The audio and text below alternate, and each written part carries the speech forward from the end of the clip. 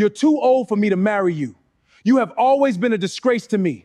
Pack your things and leave my house now. I thought you loved me. Why are you doing this to me? I don't love you. Get out. Please don't do this. Please, Marcus, don't do this to me. You're all I have. I won't repeat myself again. Leave here now. I don't have much to say. You're too old for my liking. The day Marcus Reynolds called his wife too old to be loved, he said it with the casual confidence of a man who had already decided she would never have the courage to leave him. He was wrong. What Marcus didn't know was that 1 year later, the woman he had abandoned in their kitchen would walk past him in a white dress, holding hands with a billionaire beside a red Ferrari, and she wouldn't even look back. But the billionaire wasn't the part that would haunt him. It was the look on his wife's face. There was no anger in it, no jealousy, no desire to make him regret what he had done. There was something much worse. She had moved on so completely that Marcus no longer mattered. And the strangest part of the story was that Vanessa hadn't become successful because of the billionaire. She had met him after she had already begun rebuilding the life Marcus destroyed. Stories like this don't happen because one person suddenly becomes rich and another suddenly becomes poor. Sometimes they happen because one person spends years convincing another that they are ordinary, until the ordinary person finally realizes they were never ordinary at all. Vanessa Reynolds had spent 11 years learning how to read her husband's silence. She knew what his silence meant when he came home late. She knew what it meant when he dropped his keys too hard on the kitchen counter. She knew what it meant when he loosened his tie before saying something cruel. And she knew exactly what it meant when he stopped calling her beautiful. That had started slowly. At first, Marcus had simply stopped noticing. Vanessa would come downstairs wearing a new dress, and he would glance up from his phone without looking at her. "You look nice," he would say. Not beautiful, not wow, just nice. Then, eventually, even that disappeared. Vanessa was 38. Marcus was 41. They lived in a comfortable suburban neighborhood outside Charlotte, North Carolina, in a house they had purchased together when they were still young enough to believe marriage automatically meant growing old beside each other. Vanessa still remembered the first night they moved in. There had been no furniture, no curtains, no television. They had eaten takeout sitting on the living room floor, laughing because the Chinese restaurant had forgotten their forks. Marcus had looked at her then and said, "One day we're going to look back at this and laugh." Vanessa had believed him. She had believed almost everything he said. That was her first mistake. Her second was believing that love could survive being neglected indefinitely. By their 11th anniversary, Marcus barely looked at her. He spent more time on his phone than he did speaking to his wife. And whenever Vanessa asked what was wrong, he always gave the same answer. Nothing. But there was always something.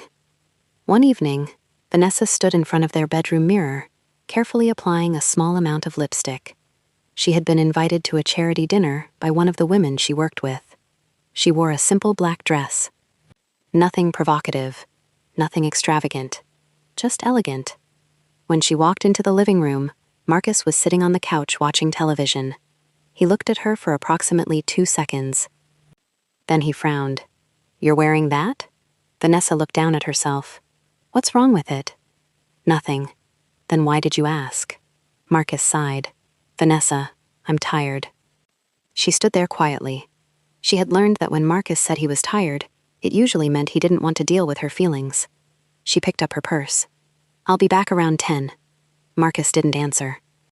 She reached the front door. Then he spoke. "Can I ask you something?" Vanessa turned. "What? Why are you trying so hard?" She stared at him. "Trying hard to do what?" "To look young." Her expression changed. Marcus continued watching television, as though he had said nothing important. Vanessa slowly lowered her purse. "I wasn't trying to look young." "Sure." "What does that mean?" Marcus finally looked at her, and there was something cold in his eyes that she had never seen before. "It means you're almost 40, Vanessa." The room went quiet. Vanessa felt something inside her tighten. "I'm 38. Marcus shrugged. "Exactly." She waited. Maybe he would realize how cruel he sounded. Maybe he would apologize. He didn't. Instead, he leaned back and said something that would stay inside Vanessa's mind for the next 12 months. "You're getting too old for me." Vanessa's lips parted slightly. "What?" Marcus looked almost relieved now that the words were out. "I said you're getting too old for me." She stared at him. "I'm your wife. I know. And you're telling me I'm too old?" "I didn't say you're old. You literally just did." Marcus rubbed his forehead. "Vanessa, don't make this dramatic." She laughed once. Not because anything was funny. Because sometimes the human mind laughs when it doesn't know what else to do. 11 years, she whispered. Marcus looked away. She walked upstairs without another word. That night, she didn't attend the charity dinner. She sat on the edge of their bed until nearly midnight, staring at the wedding photograph on her dresser. In the picture, Marcus was smiling. So was she. They looked young, hopeful, certain. Vanessa picked up the frame. She studied the woman in the photograph. Then she studied herself in the mirror. Same eyes, same smile, same woman, just older. Wiser? Tired? She placed the frame back down. And for the first time in 11 years, Vanessa asked herself a question she had been afraid to ask. What if Marcus had never actually stopped loving her? What if he had simply stopped respecting her? And what if she had spent years confusing the two? Soft. The next morning, Marcus acted as though nothing had happened. That was his gift. He could wound someone deeply and then behave the next morning as though the wound existed only in their imagination. He came downstairs. "Coffee?" Vanessa looked at him. "You want coffee?" "Yeah." She poured it. He took the cup. "Thanks." She watched him. "Do you remember what you said last night?" Marcus sighed. "Are we doing this again?" "You told me I'm too old for you." "I said you're getting older." "No. You said I'm too old for you." Marcus looked irritated. "Vanessa, you know what I meant." "I don't." He put the cup down. "I just don't feel the same way anymore." That sentence hurt more than the first one, because now there was no anger behind it. No argument. Just a decision. Vanessa swallowed. "Is there someone else?" Marcus didn't answer. That was the answer. She noticed the hesitation, the tiny movement of his eyes, the way his hand stopped touching the coffee cup. "Marcus, it's complicated." "No." Vanessa shook her head. "It isn't." He looked at her. "There's someone at work." The kitchen suddenly felt smaller. "Who?" "Her name is Lauren." Vanessa stared at him. "Does Lauren know you're married?" Marcus hesitated. "Yes." "And she's okay with that?" "She's not the problem." Vanessa almost smiled. "No, of course not." Marcus looked confused. "What?" "You're right." She picked up her purse. "You're not the problem either." He frowned. "What does that mean?" Vanessa opened the front door. "It means I'm finally starting to understand the problem." Then she walked out. Then, for the next 3 weeks, Marcus expected Vanessa to fight. He expected tears. He expected begging. He expected her to ask him to reconsider. She did none of those things. Instead, Vanessa became quiet. Not weak. Quiet. There is a difference. She stopped asking Marcus where he was. Stopped asking who he was texting. Stopped checking whether he would come home for dinner. And strangely, that bothered him. One night, Marcus came home and found Vanessa sitting at the dining table with several folders spread across the surface. "What are those?" "Documents." "For what?" "My work." Marcus laughed. "Since when do you bring work home?" "Since I realized I should have been taking it more seriously." He looked at her. Vanessa worked as a senior operations consultant for a regional medical supply company.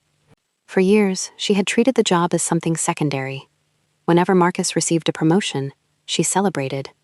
Whenever he had a difficult week, she rearranged her schedule. Whenever he wanted to travel, she made it work. She had quietly sacrificed professional opportunities because she believed marriage was supposed to be a partnership. But something had changed. Now she was looking at her career differently, not as a job, as a life. Marcus walked closer. "What are you planning?" Vanessa closed the folder. "Nothing you need to worry about." He stared at her. You've been acting strange. I've been thinking. About what? She looked directly into his eyes. My future. For the first time, Marcus felt something unfamiliar. Fear. Not because Vanessa was threatening him. She wasn't. It was because she wasn't asking him to be part of her future anymore. 2 months later, Vanessa moved into a small apartment. She took only what belonged to her.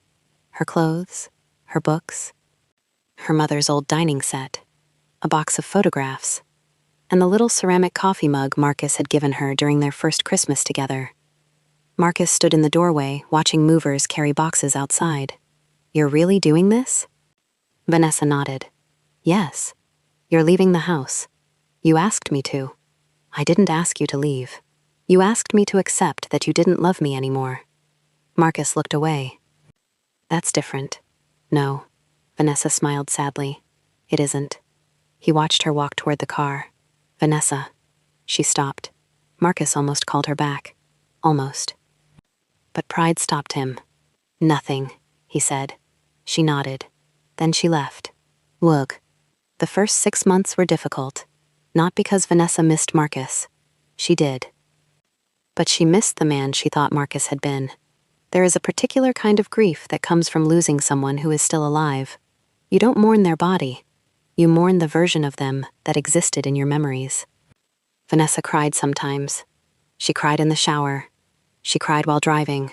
She cried once in the parking lot of a grocery store because she suddenly remembered Marcus dancing badly in their empty living room on moving day.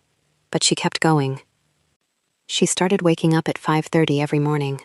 She walked before work. She began attending professional conferences. She accepted assignments she once would have rejected. And she stopped apologizing for being ambitious. Then something unexpected happened. A project she had been working on caught the attention of a private investment group. The group's chairman was a 60-year-old billionaire named Richard Sterling. Richard wasn't young. He wasn't flashy. He wasn't the kind of man who needed everyone to know he had money. He was a widower, a father of 2 grown children, and the founder of one of the largest private logistics and healthcare investment firms in the Southeast. He first met Vanessa in a conference room. She was presenting a complicated supply chain proposal to a room full of executives. Halfway through the presentation, one of the older men interrupted her. You've been in this industry how long? 14 years. He smiled dismissively. Then you should know better than to overcomplicate this. Vanessa paused. She looked at the chart, then back at him. I'm not overcomplicating it. She clicked to the next slide. I'm showing you what everyone else missed. The room became silent. Richard Sterling, sitting at the end of the table, leaned forward. Continue, he said. Vanessa did. For 40 minutes. When the meeting ended, Richard approached her. You didn't become nervous when he challenged you. I was nervous. You didn't look nervous. Vanessa smiled. I've had 11 years of practice pretending I'm not afraid. Richard studied her. That sounds like a story. It is. He smiled. Maybe someday you'll tell me. Vanessa didn't know it then, but that conversation would change her life. Not because Richard was a billionaire, because he was the first powerful man she had met in years who didn't seem threatened by her intelligence. He listened. He remembered details. He asked questions. And when Vanessa disagreed with him, he didn't punish her for it. Their relationship developed slowly. Professionally first, then personally.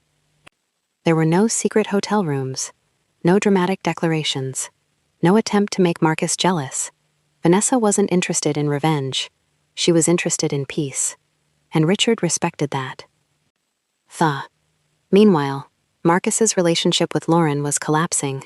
The woman he had once believed was his future began demanding more of his attention, then more money, then more commitment. Eventually, Marcus discovered that Lauren had never wanted the ordinary life he had promised her. She wanted the lifestyle Vanessa had helped him build. The house, the vacations, the expensive restaurants. The image. When Marcus's finances tightened after the divorce, Lauren disappeared. She didn't even give him an explanation. She simply stopped answering. Marcus returned home one evening to find her closet empty. There was a note on the kitchen counter. 3 words. This isn't enough. Marcus stared at it for a long time. Then he sat down. For the first time, he understood something Vanessa had known months earlier. Some people don't leave because you are worthless. They leave because they never loved the person underneath the lifestyle. And Marcus suddenly wondered whether he had made the same mistake with Vanessa. Sob. 1 year after he told his wife she was too old for him, Marcus walked into a luxury shopping center on a Saturday afternoon. He had been meeting a client. His business had survived, but barely. He wasn't broke. But he was no longer living the life he once assumed he deserved. He had traded his luxury SUV for something practical. He had moved into a smaller house, and he had stopped wearing expensive watches. He was pushing a shopping cart with a few groceries inside when he saw the red Ferrari. He barely noticed it at first. Then he saw the woman standing beside it. White dress, dark sunglasses, long black hair falling over her shoulders, elegant handbag in her hand. She was laughing. Marcus stopped walking. His fingers tightened around the shopping cart. He knew that laugh. He had heard it in their empty living room 11 years earlier. He knew the way she tilted her head when she laughed. He knew the small movement of her hand when she became embarrassed. He knew her. At least, he thought he did. Then he saw the man beside her, older, bald, tall, impeccably dressed in a tan jacket. The man gently reached for Vanessa's hand, and Vanessa let him. Marcus couldn't breathe. He looked at the Ferrari, then at Vanessa, then back at the man. A woman walking past recognized the older man and whispered to her friend, "That's Richard Sterling." Marcus froze. Richard Sterling. The billionaire. The investor whose name appeared in financial magazines. The man whose company had recently purchased several major healthcare logistics firms. Marcus looked back at Vanessa. She was smiling. Not the forced smile she used to give him. A real smile. The kind Marcus hadn't seen in years. Then Vanessa turned her head. Her eyes moved across the parking lot. And for one terrifying second, they met Marcus's. Everything stopped. The shopping cart, the cars, the voices, the sunlight. Even Richard seemed to notice the change in her expression. Marcus expected shock. Maybe sadness. Maybe anger. Maybe even the smallest sign that she still cared. Instead, Vanessa simply looked at him, calmly, almost peacefully. Then she turned back toward Richard. Marcus's heart dropped. He took one step forward. "Vanessa." She stopped. Richard looked at her. Vanessa slowly turned around. Marcus walked closer. "I didn't know you were here." She looked at him. "You didn't." "I've been trying to." Vanessa raised one hand gently. "Marcus." He stopped. There was something about the way she said his name. Not hatred, not affection. Finality. "I owe you an apology," Marcus said. Vanessa's eyebrows lifted slightly. "For what?" He swallowed. "For everything." She looked at him for several seconds. Richard remained silent beside her. Marcus's voice became softer. "I made a mistake." Vanessa looked at him. "One mistake?" He lowered his eyes. "No." She nodded. "At least you're honest now." Marcus looked up. "I was stupid." "You were. I thought I wanted something different." "You did. I thought..." His voice broke. "I thought you were getting old." Vanessa's expression didn't change. Marcus looked at her beautiful face. "You look happier." "I am." Those two words destroyed him. Because there was no hesitation, no bitterness. She was simply happy. Marcus looked at Richard, then back at Vanessa. "Is he why?" Vanessa's face became serious. "No." Marcus frowned. "What?" "He isn't why I'm happy." She glanced at Richard. "He met me after I had already decided to become happy." Marcus felt his throat tighten. Then Vanessa said something that Marcus would remember for the rest of his life. "You didn't lose me because another man found me." She paused. "You lost me because you stopped seeing me." Marcus couldn't answer. Vanessa reached for Richard's hand. Richard squeezed it gently. Then the two of them began walking toward the Ferrari. Marcus stood frozen beside the shopping cart. But just before Vanessa reached the car, she stopped. She turned around. "Marcus, He looked at her. "There is one thing you should know." His heart began racing. "What?" Vanessa looked directly into his eyes. "The reason Richard and I are together isn't what you think." Marcus frowned. "What do you mean?" Vanessa opened her mouth. Then Richard quietly said something to her. Vanessa's expression changed. She looked back at Marcus, and for the first time that afternoon, there was something other than peace in her eyes. There was concern. "Marcus," she said softly, "you need to ask yourself why Richard Sterling knew your name before I ever introduced you." Marcus stared at her. His face went pale. Richard opened the Ferrari door. Vanessa stepped inside. The door closed, and as the red Ferrari pulled away, Marcus stood alone in the parking lot, staring after it. He had spent the entire year believing Vanessa had simply found a better man, but now one question began tearing through his mind. How could a billionaire who had supposedly met Vanessa after the divorce already know who Marcus Reynolds was? And more importantly, what had Vanessa discovered about her own marriage that she had never told him? Marcus didn't sleep that night. He sat alone in the smaller house he had moved into after the divorce, staring at the same 3 words on his phone. "Ask Richard Sterling." Vanessa had said them calmly, almost too calmly, and that was what frightened him. Marcus had spent the entire drive home trying to convince himself that there was a simple explanation. Maybe Richard had heard his name through business circles. Maybe someone had mentioned him at a conference. Maybe Vanessa had talked about him. Maybe it meant nothing, but deep down, Marcus knew better. Richard Sterling hadn't looked surprised when Vanessa mentioned his name. He had looked like a man who already knew exactly who Marcus was, and there was another detail Marcus couldn't stop remembering. The way Vanessa had looked at Richard before she left. Not like a woman asking her new boyfriend for permission. Like a woman who trusted him with something important. Something Marcus had never been trusted with. At 2:17 in the morning, Marcus finally picked up his phone. He searched Richard Sterling's company. He read article after article. Business acquisitions, healthcare logistics, private investments, philanthropic projects. Nothing. Then he found an interview from several years earlier. Richard had been asked about his investment philosophy. The billionaire had smiled and said, "Money doesn't impress me. Character does. I've learned that the hard way." Marcus stared at the screen. Then he noticed the date. The interview had been recorded nearly 2 years before Vanessa ever met Richard. Marcus leaned back. Something was wrong. He kept searching. Then he found an old corporate filing mentioning a consulting firm, Reynolds Strategic Operations. His heart stopped. That was his company. Or rather, the company he had founded with 2 partners 7 years earlier. Marcus read the document again. Richard Sterling's investment group had once commissioned an operational review of the company. But why? Marcus had never known about it. He kept scrolling.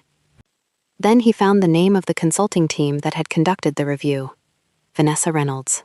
Marcus's hands went cold. "No," he whispered it to himself. He opened another document, then another. And suddenly, the past year began rearranging itself. Vanessa's late nights, the folders, the conferences, the way she had suddenly become interested in her career, the meeting with Richard, the project, everything. Marcus grabbed his phone and called Vanessa. It rang 4 times, then voicemail. He called again. Nothing. A 3rd time. Still nothing. Marcus threw the phone onto the couch. He wasn't angry anymore. He was scared, because he realized something he had never considered.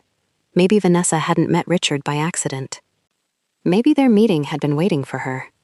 The next morning, Vanessa sat across from Richard at a quiet restaurant overlooking uptown Charlotte. She hadn't told him Marcus called. She didn't need to. Richard already knew. "You're thinking about him," he said. Vanessa looked down at her coffee. "I am. Do you feel guilty?" She shook her head. "No." "Then what do you feel?" Vanessa took a breath. "Sad." Richard nodded. "For him? For the man I thought he was." Richard didn't interrupt. Vanessa had learned to appreciate that about him. He never rushed her emotions. She looked out the window. "Do you remember the first report you showed me? The Reynolds review?" "Yes." Richard nodded. "I remember." Vanessa's fingers tightened around her cup. I didn't understand why you wanted me on that project. Richard smiled slightly. Because you were the only person who had already noticed the problem. What problem? The company was losing money. Vanessa looked at him. I knew that. You knew there was waste. She shook her head. No, I knew someone was deliberately creating it. Richard's expression became serious. That was the part Vanessa had spent months trying to forget. 3 years before her divorce, Vanessa had noticed strange inconsistencies in Marcus's company. Orders were being placed at inflated prices. Certain vendors were receiving contracts despite offering inferior services. Invoices were being approved without the usual documentation. She had mentioned it to Marcus. He had dismissed her. That's accounting, he told her. But Vanessa wasn't convinced. She quietly began keeping records. Not because she wanted to expose her husband, because something about the numbers bothered her. Then one evening, Marcus found the folder. He became furious. Why are you going through company documents? I'm not going through them. They're in the house. They're not your concern. You're my husband. And this is my business. That sentence had ended the conversation. Vanessa had closed the folder, but she hadn't stopped thinking about it. A year later, she noticed the same pattern in a different project. Then another. Someone was creating artificial costs, and someone was benefiting. She eventually discovered that one of the vendors was connected to a former business associate of Marcus. But she never found proof that Marcus personally knew about it. That uncertainty had bothered her for years, until after the divorce, when she joined the consulting project connected to Richard Sterling. The investigation went deeper, and what they discovered was not what Vanessa expected. Marcus wasn't stealing from his company. He wasn't secretly running some criminal operation. The truth was more complicated. He had trusted the wrong person. One of his business partners had been manipulating vendor contracts for years. And Marcus had ignored warning signs because confronting the issue would have meant admitting that his closest business relationships weren't what he believed. Vanessa stared at Richard. So Marcus wasn't involved? Richard shook his head. Not directly. She exhaled. But he knew something was wrong. Yes. How much? Richard hesitated. Enough to know he should have investigated. Vanessa looked away. That hurt, because it meant Marcus hadn't been innocent, but he also hadn't been the monster she had imagined. He had simply chosen comfort over truth. Again, and again, and again. That afternoon, Marcus received a message. Richard Sterling would like to meet you. No explanation, no location, just an address. Marcus almost ignored it. Then he remembered Vanessa's words. He went. The building was modest compared with what Marcus expected. No giant marble lobby, no extravagant entrance, just glass walls, clean lines, and quiet professionalism. Richard was waiting in a conference room. Marcus entered. Richard stood. Marcus, Mr. Sterling, sit. Marcus sat. For several seconds, neither man spoke. Then Richard placed a folder on the table. Marcus looked at it. What is that? Your company's financial review. Marcus frowned. You investigated my company? 3 years ago. Why? Because I was considering investing. Marcus looked confused. I never knew. You weren't supposed to. Why? Richard leaned back. Because I wasn't investigating you. Marcus looked at him. I was investigating the company. And Vanessa? She was the person who noticed what everyone else ignored. Marcus stared at the folder. Did you know she was my wife? Richard paused. Yes. When? Before I met her. Marcus felt a strange pressure in his chest. So you knew who she was? Yes. And you still hired her? I hired her because she was good. Marcus gave a bitter laugh. Then you fell in love with her. Richard didn't smile. No. Marcus looked surprised. Richard continued. I respected her first. That sentence hit Marcus harder than an insult, because it explained everything. Vanessa had spent 11 years asking Marcus to respect her. Richard had done it without being asked. Marcus looked down. What happened after the divorce? Richard folded his hands. Vanessa came to work for one of our consulting partners, and you two became close. Yes? Did you pursue her? No. Why? Because she was still rebuilding. Richard's voice remained calm. She didn't need another man telling her what she should do. Marcus swallowed. And eventually, she chose me. Marcus looked toward the window. For a moment, he hated Richard. Not because Richard had taken his wife, but because Richard had treated her better in a year than Marcus had treated her in 11. Then Richard said something unexpected. You should know something else. Marcus looked back. What? Vanessa almost didn't come with me. Why? Because she was afraid people would say exactly what you are thinking. Marcus frowned. What am I thinking? That she left one man and found a richer one. Marcus looked away. Richard continued. She didn't want to be defined by my money. He pushed another document across the table. This is hers. Marcus looked at the papers. A partnership agreement. Equity. A consulting division. Vanessa's name. His eyes widened. She owns part of the company? Richard nodded. She earned it. Marcus stared at the document. So the Ferrari? Mine. The house? Mine. The clothes? Some are gifts. Marcus's jaw tightened. And her success? Richard smiled. Entirely hers. That was the moment Marcus finally understood. He had spent a year imagining Vanessa had been rescued by a billionaire. She hadn't. She had built herself back. Richard had simply been wise enough to recognize the woman she had become. 4 weeks passed. Marcus stopped calling Vanessa. Not because he stopped caring. Because he finally understood that caring didn't give him the right to disturb her peace. Instead, he started rebuilding himself. He sold the things he didn't need. He repaired relationships he had neglected. He called his mother. He apologized to his younger brother. He admitted to his business partners that he had ignored problems because he didn't want conflict. And most importantly, he began therapy. Not because Vanessa asked him to, because he finally realized that blaming everyone else had kept him blind. During one session, his therapist asked him, "What do you think you lost?"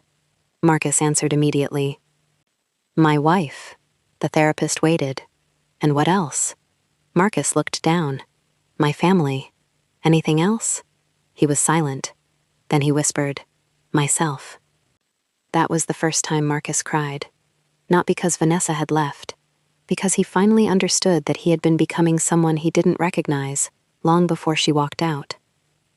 6 months later, Marcus saw Vanessa again. Not at a shopping center, not by accident, at a charity event. He almost left when he saw her. She was standing beside Richard, speaking to a group of young entrepreneurs. She looked confident. Not because she was wearing an expensive dress, because she no longer needed anyone's approval. When the event ended, Marcus approached her. "Vanessa." She smiled. "Marcus." He smiled back. "How are you?" "I'm well." "I can see that." They stood quietly. Then Marcus said, "I wanted to apologize." "You already did." "I know." He looked down. "But I don't think I understood what I was apologizing for." Vanessa waited. "I thought I was apologizing because I hurt you." "You did. But that's not all." He took a breath. "I made you smaller so I could feel bigger." Vanessa's expression softened. Marcus continued, "I criticized your age because I was afraid of my own. I ignored your intelligence because I was insecure. I dismissed your concerns because admitting you were right would have meant admitting I was wrong." Vanessa's eyes became slightly glassy. "And I confused control with love." He looked at her. "You deserved better." Vanessa nodded. "Yes." There was no bitterness in the answer, only truth. Marcus smiled sadly. "I wanted you back." Vanessa looked at him. "I know. But I understand now that wanting you back isn't the same as deserving another chance." Vanessa said nothing. Marcus looked toward Richard, who was speaking with someone across the room. "Does he make you happy?" Vanessa smiled. "Yes." "Good." He nodded. "I'm glad." Then he turned to leave. "Marcus."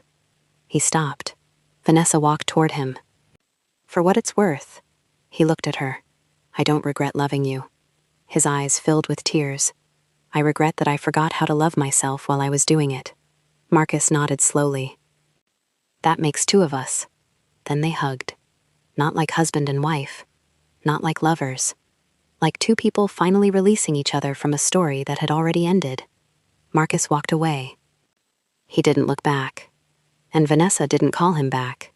Because sometimes closure isn't getting the person who hurt you to suffer. Sometimes closure is being able to stand in front of them without needing anything from them anymore. Suck. A year after that first encounter, Vanessa and Richard stood outside a new community center in Charlotte. The building had been funded through one of Richard's foundations, but Vanessa had designed the program. It provided professional training and financial education for women rebuilding their lives after divorce, career setbacks, or major personal changes. A reporter asked Vanessa why she had chosen that mission. She smiled. Because sometimes people lose themselves while trying to keep a relationship alive, the reporter asked. What would you tell someone going through that right now? Vanessa looked toward the crowd. I would tell them not to confuse being rejected with being worthless. She paused. And never let someone else's opinion of your age, appearance, money, or status become the definition of your value. Richard watched her proudly. Then the reporter asked one final question. Do you ever think about the life you might have had if your marriage hadn't ended? Vanessa smiled. Of course. Do you wish it had gone differently? She considered the question. No. The reporter looked surprised. Why not? Vanessa looked at Richard, then back at the camera. Because if I had stayed comfortable, I might never have discovered who I was capable of becoming. Soft. Marcus heard that interview later that evening.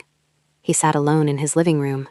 He watched Vanessa speak, and for the first time, he didn't feel jealous. He felt proud. He remembered the woman who once sat across from him at the kitchen table, asking him to notice her. He remembered the night he called her too old. He remembered her standing at the front door with her suitcase. And he finally understood the cruel irony. He had thought age was the thing that made Vanessa less valuable. But time had done the opposite. Time had made her stronger, more confident, more independent, more aware of what she deserved. He had been afraid of her becoming older. She had been busy becoming wiser. Marcus turned off the television. He walked into the kitchen. On the counter was a small photograph, his wedding photograph. He had kept it, not because he wanted Vanessa back, but because he wanted to remember the man he had once been, and the man he never wanted to become again. He picked up the frame. Then he smiled sadly. I'm glad you left, he whispered, because sometimes the hardest truth is also the most freeing one. The person who walks away from you may not be destroying your life. They may be giving you the opportunity to rebuild it. Said. Vanessa never forgot what Marcus had said that night. You're getting too old for me. For a long time, those words had made her question herself, her face, her body, her worth, her future. But eventually she understood something. Aging wasn't the insult. Being loved only while you remained convenient was. And the right person doesn't make you afraid of time. They make you grateful for it. Richard never promised Vanessa that life would be perfect. He promised something better. Respect, partnership, honesty, and the freedom to remain herself. That was why their relationship worked. Not because he was a billionaire, not because she became successful, but because neither of them needed the other to prove their value. They simply chose each other, and that difference changed everything. So if there is one lesson Vanessa's story leaves behind, it is this. Never allow someone's rejection to become your identity. A person can reject your age, your appearance, your career, your dreams, even your love, but none of those things determine your worth. And sometimes, the person who tells you that you're no longer enough is unknowingly giving you the courage to discover that you were never meant to live on their approval. Marcus thought Vanessa's life would shrink without him. Instead, it expanded. He thought another man had taken his place. The truth was simpler. Vanessa had outgrown the version of herself who believed she needed Marcus to feel complete. And that was the part he could never compete with. Because you can lose money. You can lose status. You can lose a relationship. But when someone finally discovers their own worth, there is very little anyone can do to take it away. Sometimes betrayal doesn't destroy you. Sometimes it introduces you to the person you were always supposed to become. And sometimes, the greatest revenge isn't watching the person who hurt you suffer. It's building a life so peaceful, so meaningful, and so completely your own, that their regret no longer matters. If this story made you think differently about love, rejection, and self-worth, let me know what lesson you took from Vanessa's journey.